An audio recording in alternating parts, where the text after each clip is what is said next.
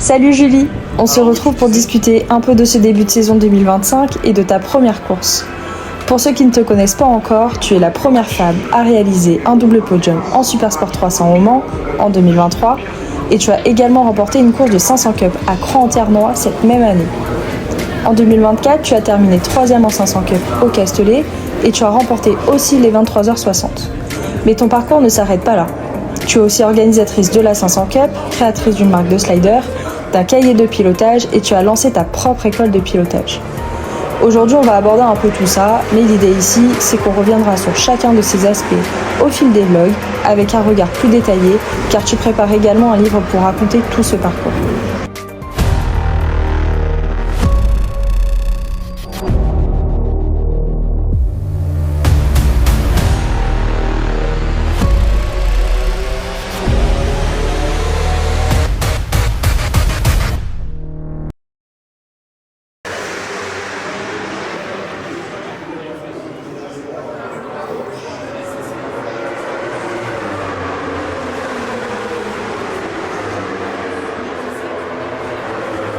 Quand tu as signé avec le RAC 41, qu'est-ce que tu as ressenti? As-tu eu l'impression enfin qu'on reconnaissait ton parcours ou tu as eu peur de ne pas être à la hauteur? Quand j'ai signé avec le RAC 41, c'était un mélange d'excitation et de pression. Excitation parce que c'était une nouvelle étape dans mon parcours et je savais que c'était une opportunité importante, que je devais pas passer à côté et tout ça c'était grâce à mon travail acharné et mon implication. Signer avec le RAC, c'est pas juste signer un contrat et partir rouler. Ça me permet de pouvoir rouler en 600, ce que je n'aurais jamais espéré sans le RAC parce que ça coûte beaucoup trop cher et je remercierai jamais assez Julien pour ça. Après, ce qui a été vraiment complexe, ça a été le fait que j'ai appris très tard que je passais en 600. On a appris très tard que la catégorie 400 a été supprimée. Normalement, je devais encore faire une année en 400. C'est ce qu'on avait décidé avec Julien parce qu'au vu de mes acquisitions de données, il pensait que je pouvais faire vraiment quelque chose de bien l'année prochaine en 400.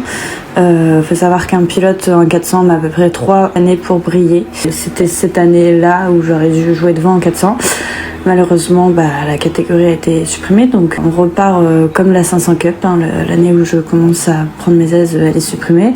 Et on repart encore de zéro sur un 600 et ça fait mal en fait parce que tu dis quand est-ce que mon travail va enfin payer? Même si je suis loin d'être ridicule, je le sais, c'est un peu frustrant de toujours bosser comme une acharnée et de jamais jouer les podiums. Et c'est un peu un cercle vicieux parce que souvent on nous dit combien ça te coûte une saison, mais combien ça coûte une saison, et je pense que beaucoup de pilotes se reconnaîtront.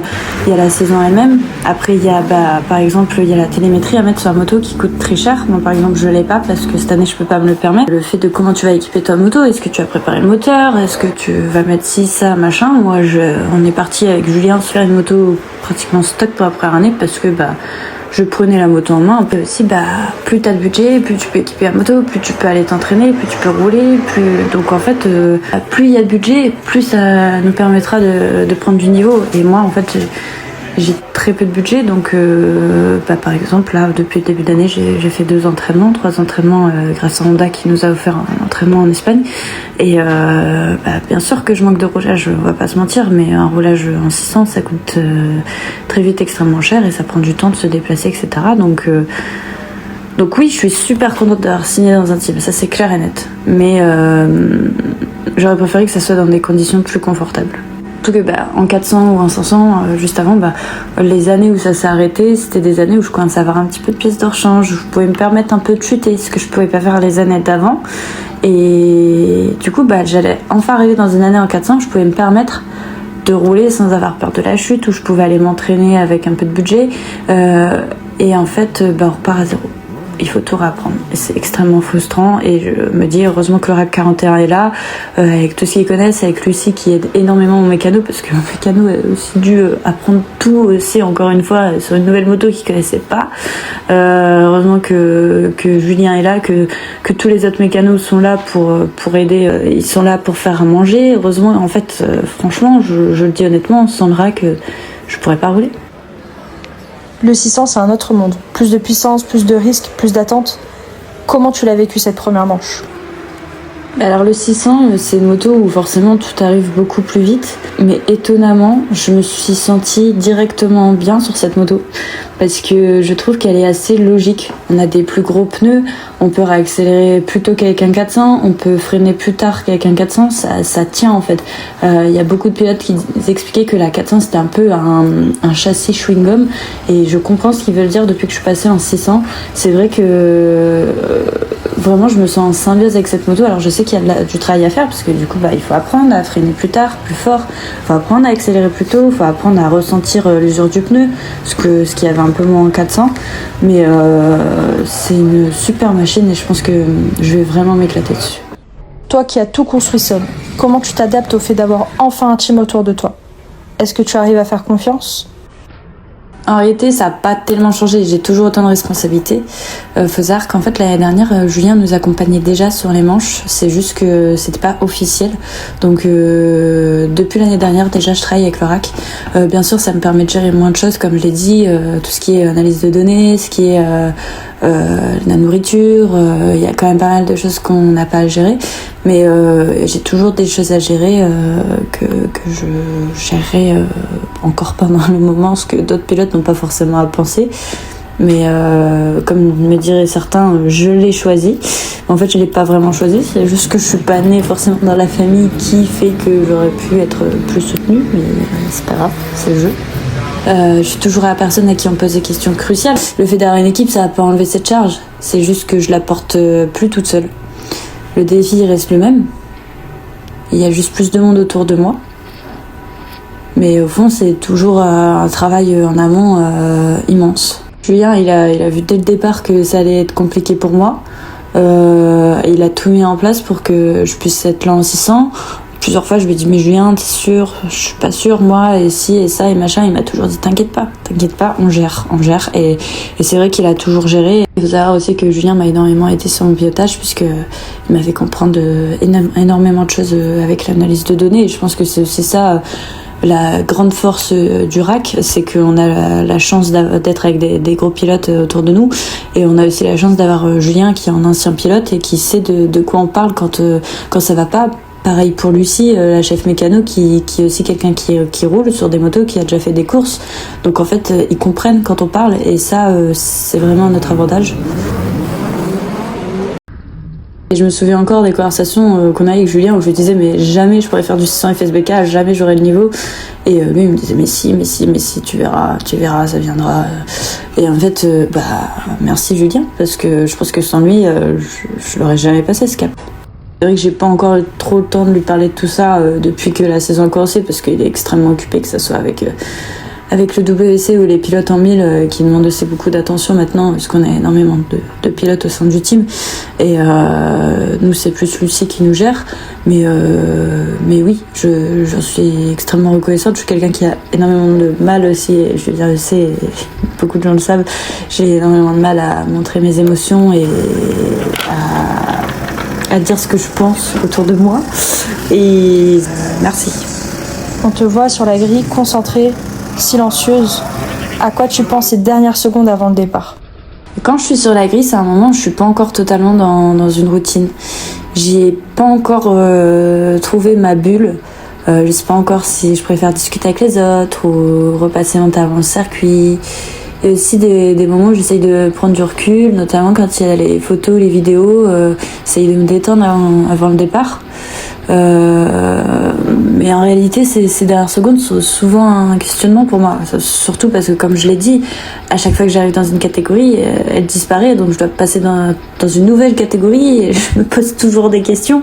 La 400, j'ai fait que 10 courses en 400 avant de passer en 600. La 500, j'avais fait 6 courses avant de passer en 400. Et en fait, j'arrive jamais dans un championnat où ça fait plusieurs années que je suis là et j'ai confiance en moi. Et c'est vrai qu'à chaque fois, je m'en mets énormément en question. C'est comme si j'étais un peu entre deux mondes. D'un côté, je sais ce que je dois faire. Je suis prête à y aller. Mais d'un autre côté, il y a toujours ce petit stress. Cette incertitude sur la manière où je vais aborder la course. Moi, j'ai l'impression de trop stresser et que du coup, je fais pas une bonne course parce que je stresse trop. Et d'autres fois, j'ai l'impression de pas assez stresser, donc de pas assez partir hargneuse et de faire n'importe quoi. Mais je pense que ça viendra avec le temps. tu as déjà connu la solitude. Est-ce que cette place dans un team, tu la vis comme une revanche ? Je le vis plus comme un aboutissement, une validation, parce que quand tu arrives dans un team, on te prend un peu plus au sérieux. Et c'était aussi de ça que je parlais avec Julien, du fait que, ok, l'Orac, ça va venir FSBK, ça va être un team sérieux, et moi, enfin, on va me reconnaître comme pilote. Et c'était un peu cette reconnaissance-là que je cherchais et que j'ai obtenue et qui maintenant me permet d'avoir un peu plus confiance en moi. La gestion de ton championnat 500 Cup, ta saison personnelle, tes sponsors, ton entreprise notamment, ton école, témoignent de ton engagement. Comment jongles-tu entre ces responsabilités administratives et ta carrière de pilote ? Je vais pas le cacher. En ce moment, ça commence à tirer un peu sur la corde. Je garde la tête haute, j'avance. Mais il y a des jours où c'est compliqué et j'avoue que ma santé mentale en prend un coup en ce moment. C'est pas de la plainte, c'est pas un constat, parce que je sais très bien que certaines personnes de mon entourage m'envoyaient des messages en me disant « Ah, mais ton vlog, t'es un peu pessimiste, hein. » Mais je suis pas pessimiste, je montre juste la réalité des choses, parce que je pars du principe que ça soit dans la moto ou dans tout autre sport, il y a des moments où c'est down et c'est pas grave. Il y a des moments où on va un peu moins bien. Et moi, je me suis toujours interdit d'aller moins bien pour continuer à avancer vers la hargne. Et en fait, je me rends compte que cette période de down, elle me permet de me dire « Ok, ça va pas en ce moment, mais autorise-toi à ce que ça n'aille pas, c'est pas grave. » Et pendant ce temps, en fait, je me permets de m'effondrer. Et je sais qu'en fait, derrière, ça va me donner l'énergie pour revenir plus forte derrière. Et je pense que c'est une autre vision de la vie et de ces moments que je suis en train d'aborder avec la maturité que je prends avec l'âge et que je n'avais pas encore il y a 2-3 ans. Et je pense que c'est important de passer par ces périodes pour de vraiment me rendre compte de la chance que j'ai quand je suis heureuse et quand tout se passe bien. Et ouais, en ce moment, je dors pas beaucoup. Quand je dors, je dors 15 heures. J'ai une hygiène de vie qui reste quand même stable. Je mange bien, je fais du sport, je travaille comme il faut.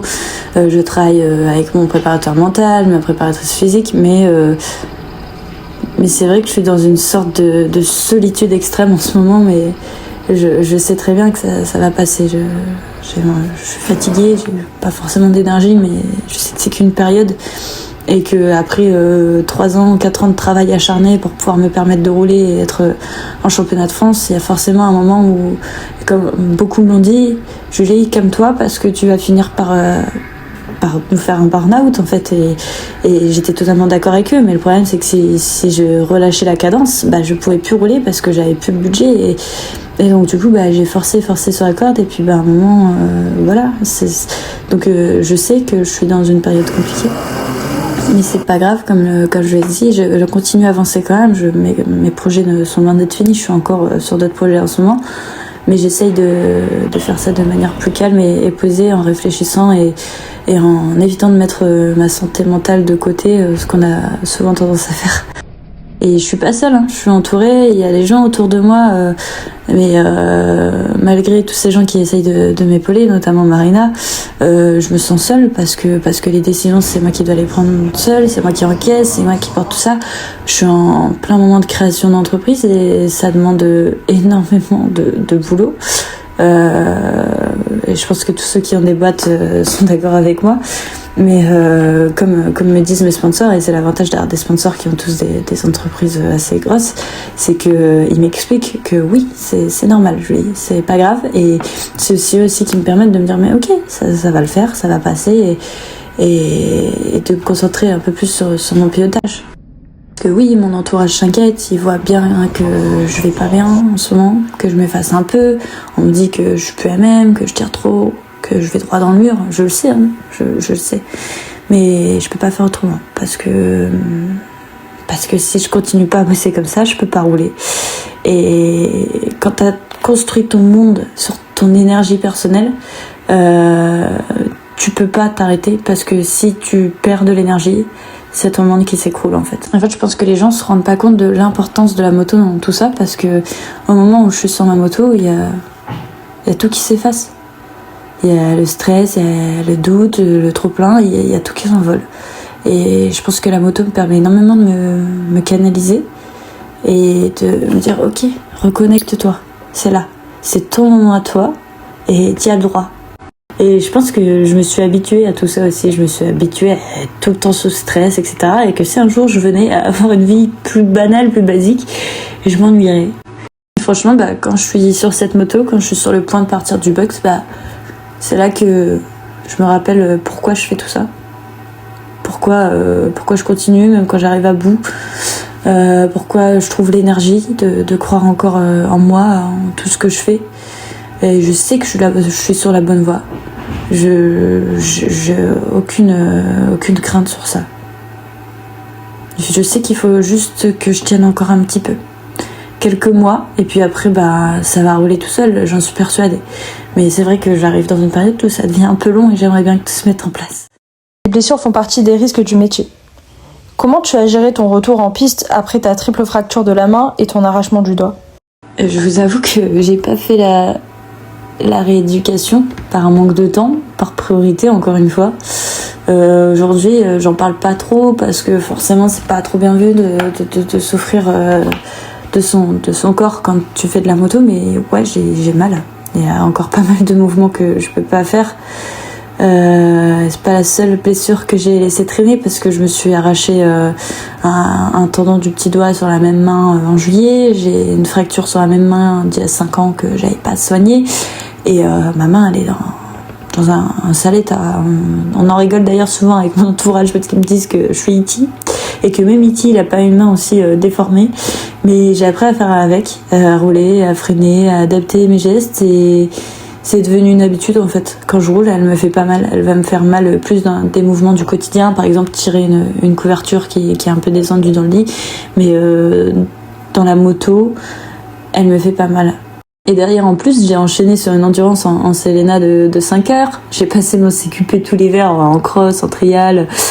J'ai roulé, je suis encore tombée dessus plusieurs fois. J'étais voir les médecins qui m'ont dit ok, tu tombes encore une fois dessus, tu peux oublier la moto. Parce qu'en fait le problème de la moto avec des fractures, pour ceux qui ne le savent pas, c'est que comme ça met des vibrations dans l'os, ça se ressoude pas. Et donc du coup ma main ne s'est pas ressoudée pendant tout mon CQP jusqu'en janvier, ma main n'était pas ressoudée. Et donc du coup elle commence à peine à se ressouder, mais ça fait mal mais ça passera. Et comme je dis, sur la moto ça me dérange pas. Tu t'apprêtes à débuter en tant qu'éducatrice moto. Comment envisages-tu ce rôle et quelles valeurs souhaites-tu transmettre à tes futurs élèves ? Moi, en tant qu'éducatrice, je veux pas juste être éducatrice, je veux pas juste donner des cours et prendre mon argent et m'en aller. Mon objectif, c'est de transmettre des valeurs, de persévérance, de discipline, de solidarité. Je veux pas qu'un enfant se retrouve seul, comme moi j'ai pu l'être plusieurs fois dans mon parcours. Je veux soutenir ces enfants, les guider, les aider dans les moments difficiles. Il y a toujours des voies pour avancer et je pense qu'à moto c'est une école de la vie et je veux que ça leur donne confiance en eux, que ça leur donne une force dans la vie de tous les jours et pas l'inverse en fait. Je veux leur montrer que gagner c'est pas seulement gagner des coupes, qu'il y a plein d'autres choses où on peut gagner, que ce soit la gratitude, le respect et plein d'autres choses.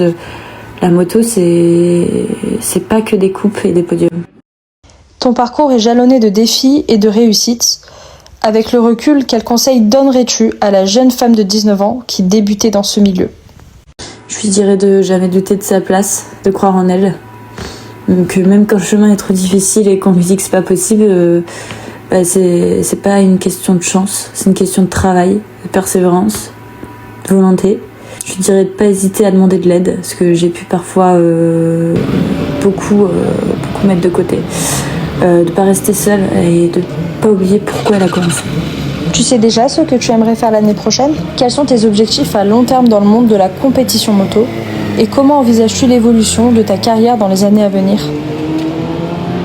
Moi je l'ai jamais caché, ce qui m'intéresse c'est l'endurance, même si j'adore la vitesse. Mon rêve c'est d'un jour prendre le départ des 24 heures du Mans et du Bol d'Or. Donc en fait je construis mon parcours par rapport à ça. L'année prochaine, si possible, j'aimerais bien rester en 600 FSBK, mais j'aimerais vraiment faire les 24 heures de Barcelone. Et peut-être une saison en championnat de France d'endurance. On verra selon les opportunités qui s'offrent à moi. Mais je vais rouler, ça c'est sûr. Donc comme je l'ai dit, mon objectif ça serait de continuer la vitesse parce que j'aime ça, j'adore ça. Mais l'endurance, j'aime énormément aussi. Je m'en suis encore plus rendu compte quand on a remporté 23h60. C'est une expérience unique qui m'a confirmé que j'étais faite pour ça. Je voudrais pouvoir continuer à FSBK l'année prochaine, mais tout dépendra de l'évolution de ma situation, du budget et d'autres facteurs. Pour 2026, je pense qu'il serait important de trouver un coach pour m'épauler. M'aider à mettre des barrières avec les autres, me légitimer pleinement dans ce sport. Mais j'espère pouvoir trouver les ressources nécessaires pour pouvoir travailler avec quelqu'un qui pourra m'accompagner tout au long de l'année. Qu'est-ce que ta course au Mans t'a apporté pour ta première en 600 ? Franchement, elle m'a apporté bien plus que j'imaginais. Je me sens beaucoup plus confiante. J'ai compris que je pouvais rouler vite, que j'avais ma place ici et qu'en à peine 2 roulages, j'ai sorti un très bon chrono. Mon tout premier dans la catégorie 600 et bizarrement après ça, certains n'osent plus trop m'embêter. Qu'est-ce que tu as payé cher et que personne ne saura ? Les pneus non. Plus sérieusement, je dirais les 70 heures de travail par semaine, 7 jours sur 7 depuis des mois et la relation avec mes parents. J'ai été ménagée loin d'eux, loin de ma maison pour la moto et même si je sais pourquoi je l'ai fait, il y a des moments où je me sens seule. Pas juste au paddock, mais dans la vie en général. C'est un peu prêt à payer pour suivre ce genre de rêve, je pense, mais ça personne ne le voit. Mais je me dis que si je m'entoure mieux, si j'arrive à trouver un coach, quelqu'un qui m'accompagne vraiment, peut-être que ça deviendra un peu plus léger. J'ai ma petite nièce qui a 3 ans, avec qui j'aimerais vraiment passer beaucoup plus de temps, et c'est pas toujours possible parce que comme ils sont à 700 km de la maison, avec tout ce que j'ai sur mon planning, c'est très compliqué de pouvoir remonter. J'arrive à remonter peut-être 2 fois par an, 2-3 jours. Et j'aimerais pouvoir réellement être avec eux et passer du temps avec eux. Et c'est très dur parce que Lia, elle a que 3 ans. Et quand je reviens, j'essaie toujours d'être un peu au téléphone avec elle, etc. Mais il y a ce truc où on doit refaire un peu la relation à chaque fois que je reviens. Et ça fait mal au cœur, c'est sûr, mais c'est ce que j'ai choisi. Que diras-tu à ceux qui t'ont soutenu quand tu n'avais plus rien à prouver, sauf à toi-même ? Merci, sincèrement. Parce que même quand je doutais, quand je pensais que tout s'effondrait, dans ces moments-là, leurs mots ont eu un poids. Chaque commentaire, chaque message de soutien que j'ai pu recevoir, chaque petit geste a été comme une main tendue. Pour eux, c'était peut-être juste des paroles, des commentaires, mais pour moi, dans ces moments-là, c'était vraiment une bouée de sauvetage. C'est ce soutien qui m'a permis de tenir debout, de me relever. Et j'aimerais adresser un merci particulier à tous mes sponsors qui sont pas juste des sponsors, qui sont des personnes qui me tendent la main, qui me donnent énormément de conseils, que ça soit dans ma saison, dans la gestion du sponsoring, dans la création de mon entreprise, de la 500. C'est des personnes qui sont là pour tout m'apprendre et c'est un peu comme si j'avais des parents de substitution des fois, c'est assez drôle. Mais je voudrais réellement remercier Marina qui a été mon bras droit durant tous ces mois très difficiles et qui m'a permis de me décharger de pas mal de travail et je pense que sans elle ça aurait été très compliqué. Et également mon petit frère et Yanis qui ont été là aussi pas mal de fois pour me donner un coup de main quand j'étais surchargée de travail. Et dans tout ça, je suis vraiment super contente et je suis pressée de vivre cette saison à FSBK et de comprendre cette moto, de comprendre comment tout ça fonctionne, que ce soit au niveau des partenariats, etc. Parce que c'est la première année où j'ai des partenariats d'équipements, de casques, etc. Et de tout ça, en fait, j'apprends aussi parce que c'est des choses que je ne connais pas, je ne sais pas si ce que je fais c'est bien. Et encore une fois, le RAC et Julien me permettent de comprendre un peu les choses, de comprendre tous les enjeux qu'il y a derrière. Et c'est super important. Et je vais essayer de profiter un maximum de cette saison parce que à l'heure actuelle, je pense que je peux enfin me permettre de prendre plaisir après tout le travail que j'ai fourni pour pouvoir en arriver là. Et je remercie énormément toutes les personnes qui m'entourent et qui me permettent de réaliser ces rêves. Et je pense que le jour où je serai sur cette grille des 24, j'aurai une pensée pour toutes ces personnes qui ont été là pour moi et pour réaliser mon rêve. Qui est peut-être pas le rêve de beaucoup de pilotes qui, pour eux, un 24, c'est un simple 24. Mais pour moi, l'accomplissement de juste être sur cette grille de départ, c'est des années de travail et de galère. Donc je suis réellement pressée d'y être.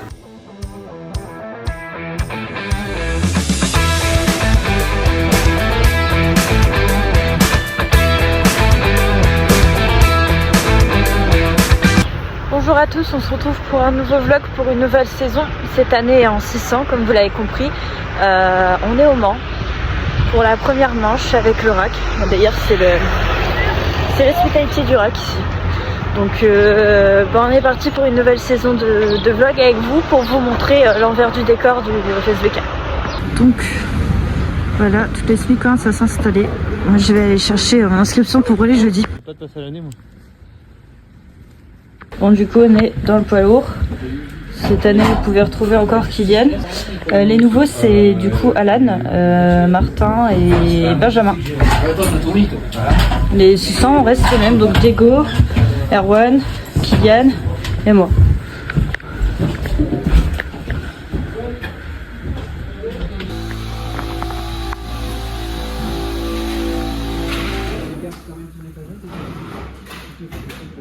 Je sais pas. Bon, là du coup, je sais pas si vous avez vu sur les réseaux sociaux, parce que je sais qu'il y en a qui me suivent que sur YouTube. J'ai Shark qui m'aide pour ma saison. Donc voici mon nouveau casque cette année. La particularité de ce casque, c'est qu'il y a des petits ailerons pour l'aérodynamisme dans les virages, etc. Ça joue avec le vent. Je vous en dirai plus par la suite ce que j'en pense. J'ai jamais roulé encore avec pour l'instant. J'ai fait un alcool test avec le main. Ensuite, au niveau de ma combinaison. Donc, quand on est satisfait, on reprend. Je reprends du coup une One X cette année.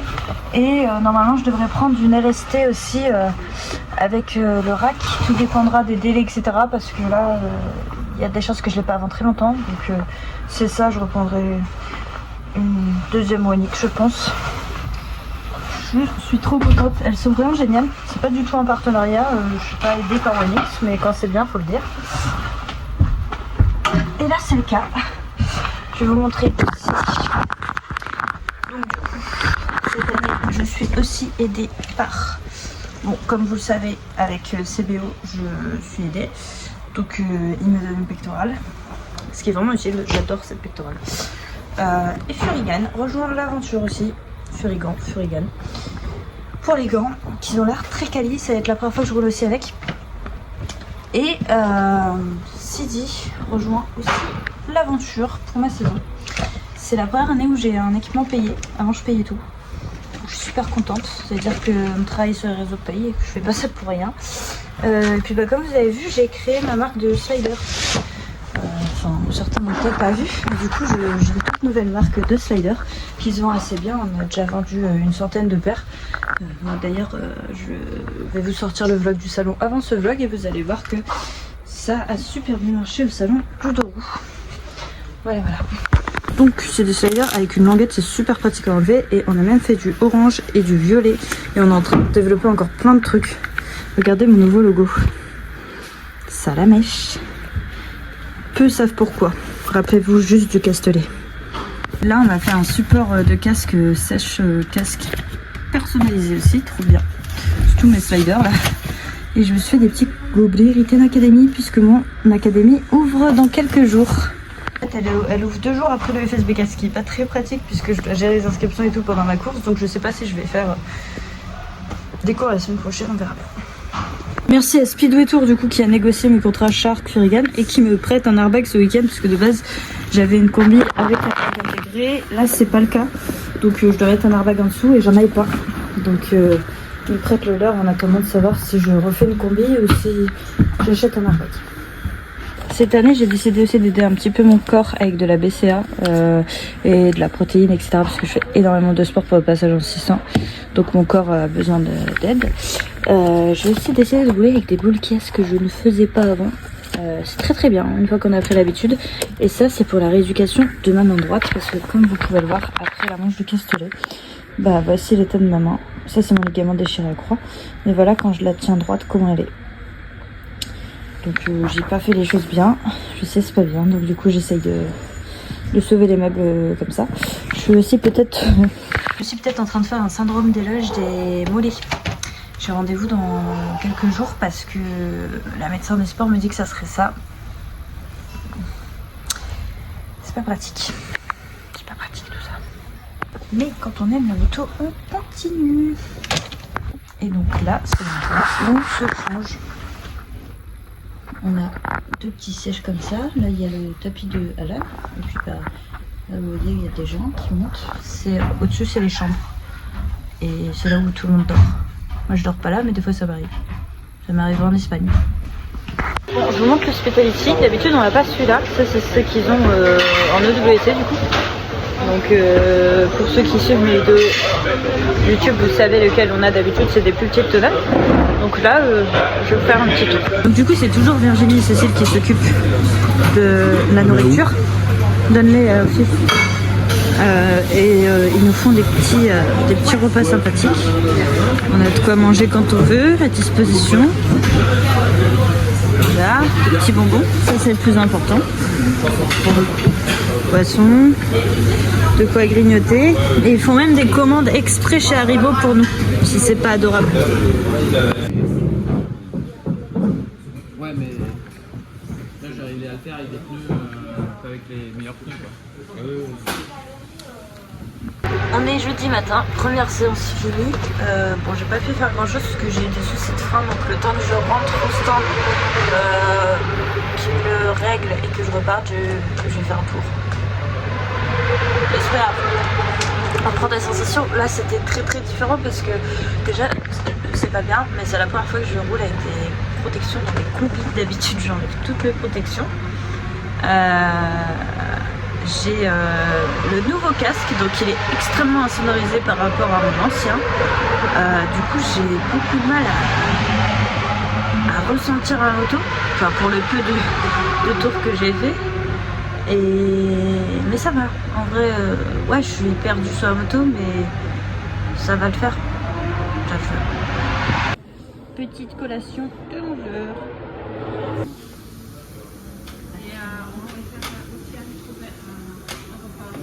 C'est tout. Voilà l'esclave. C'est moi l'esclave en fait. C'est pénible. La première fois que je t'ai vu, tu m'as dit la moto sera pas prête, je me vois que je fais. Ah, et bien la vue, elle est presque.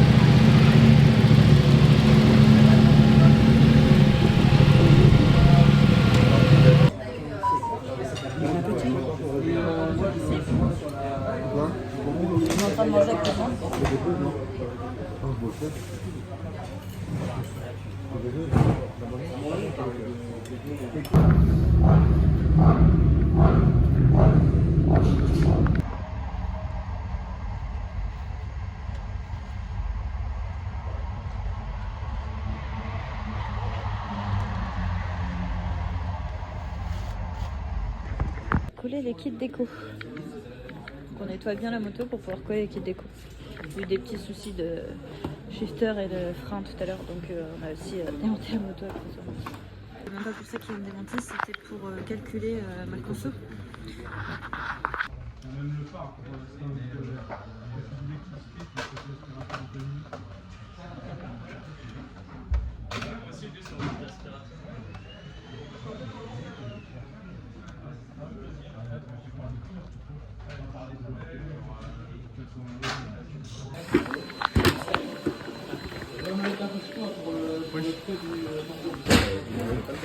C'est juste les colonnes, les gens ils tueraient juste pour des colonnes. On peut être comme moi, une interview de gaz. Non, mais c'est vrai.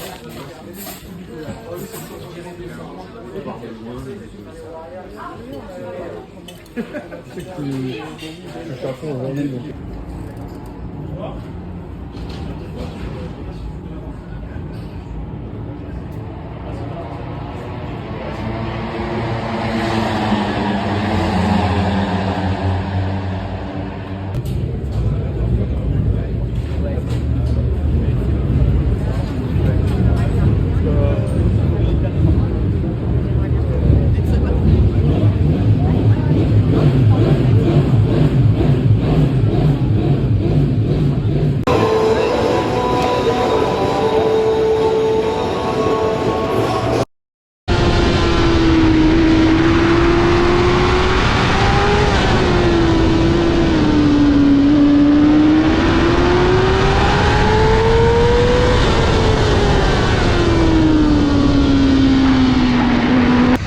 On est vendredi, on vient de finir de manger. La première session, il y a eu 2 drapeaux rouges, j'ai pas eu le temps de faire de tour chrono. Enfin, ça y est, je suis pas passée au chrono du FSBK, du coup, j'ai pas de chrono. Voilà. Donc, c'est pas grave, il y a la deuxième séance, mais le problème de la deuxième séance, c'est qu'il s'annonce de la pluie. Donc, je sais pas ce que ça a donné, je vous avoue que j'ai pas du tout envie de rouler sous la pluie avec le 600 au Mans, parce que au Mans je chute beaucoup sous la pluie. J'ai déjà chuté dans les bleus, j'ai déjà chuté au chemin bleu, j'ai déjà chuté au raccordement. J'ai pas envie de tomber, j'ai pas envie. Vraiment, j'ai pas la force là. En plus j'ai pas de bolide de rechange pour l'instant, donc on va éviter avant les photos officielles. Bref, on verra bien comment ça va se passer. Mais on prie pour qu'il y ait du sec, même si je crois pas trop.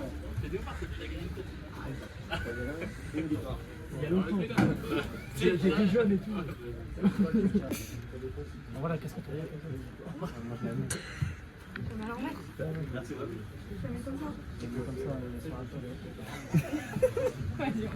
On dépose avant, d'abord. Regarde, voilà, tu regardes et 2-3 quarts. Plusieurs mois que je vois bien les. Regarde pas, sur la carte. Pas le pratique du monde. Très bien, dans l'autre sens. Il est sérieux, le bonhomme. Ouais, vraiment, il est Sérieux. Faut sauver, hein. La victoire, bon. Ouais, Alexandre de quelque chose.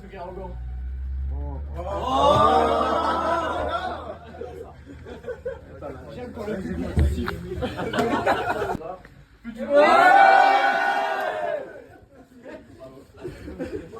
On est déjà violet.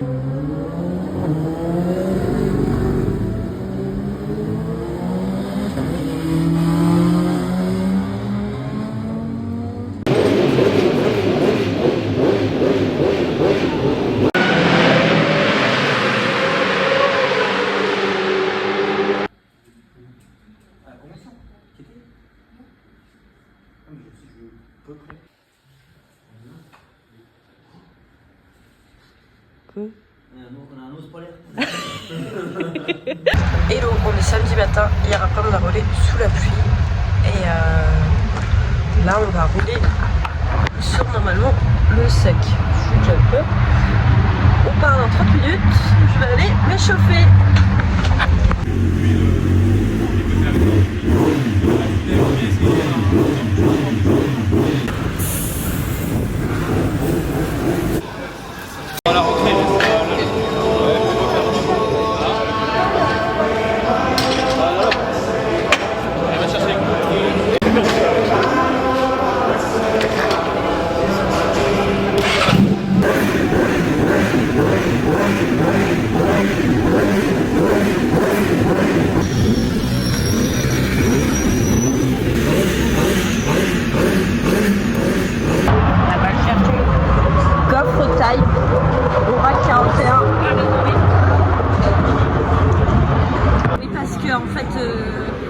Ma famille est là.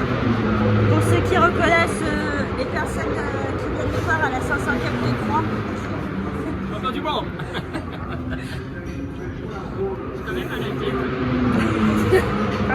Je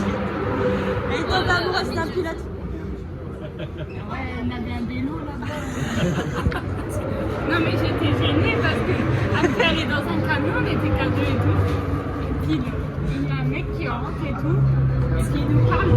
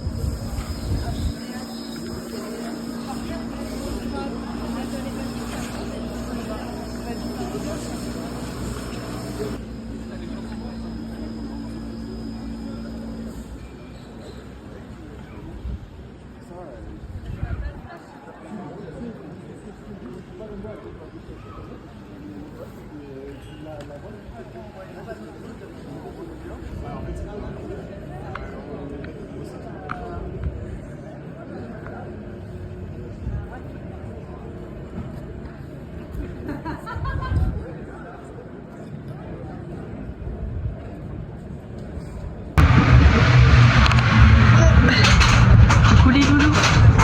Coucou les loulous, on se retrouve pour un nouveau vlog. Regardez, ça colle sur le mur, voilà. Julie, déshabille-toi parce qu'il y a la photo à faire en plus. Merci Gélia. Merci d'être venue. Tu vas aller rechercher de la combi.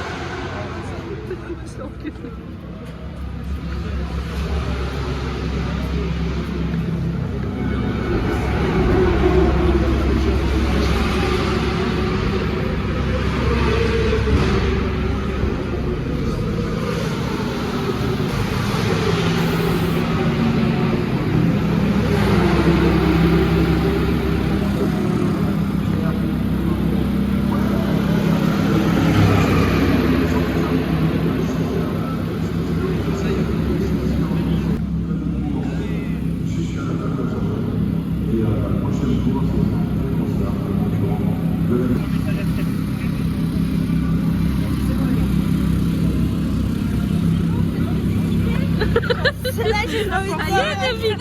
Tout ça pour ça. Genre, non mais... Ça y est, le malheur est fini. Fais des bisous. Je sais qu'il y a pas un équipe avec Coco, mais il y a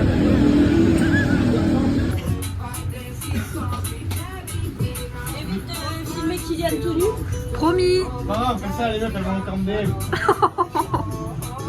Après, ils sont envoyés par la patronne.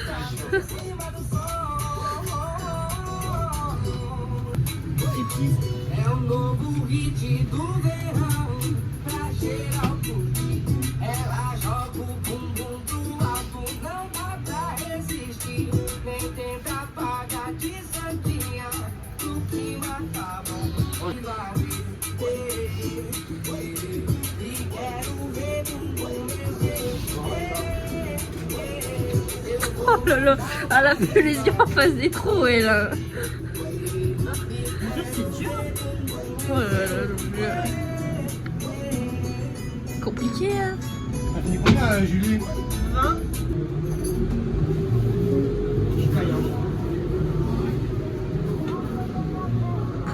Ouais, bah, on va faire ma morning routine.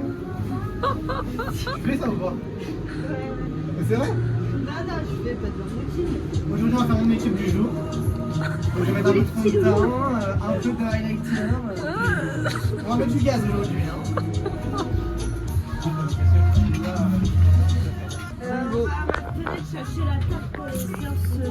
Allez, on filme, on filme. Bon bah, drapeau rouge chez les villes.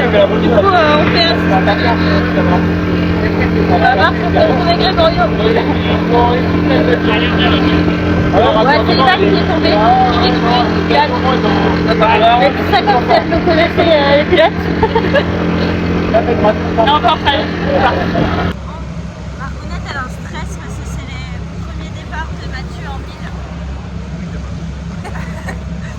Non, je vais sourire là. Voilà, au début, de base, il partait première ligne en 600, mais les temps ont changé. Par 14. C'est bien, sur 41. Ouais, puis j'ai les noms qu'il y a.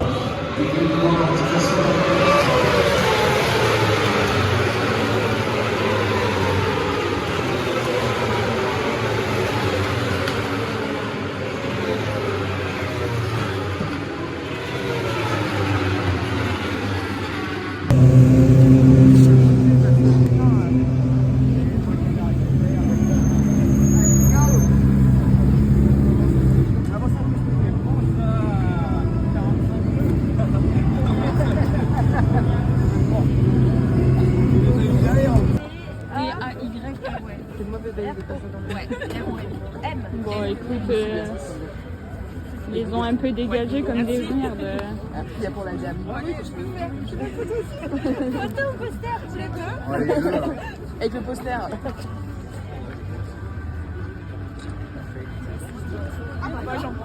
Il y a un prénom ou pas de prénom? Bah oui, Emmanuel. Emmanuel. Manu. C'est plus amical.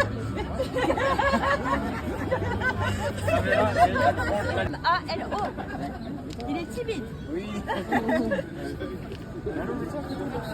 C'est avec toi. Tiens, on prend une photo. Photo poster. Ah merde, il y a une voiture derrière. Est-ce que je peux te faire un portrait de loin, s'il te plaît? Ouais, bien sûr.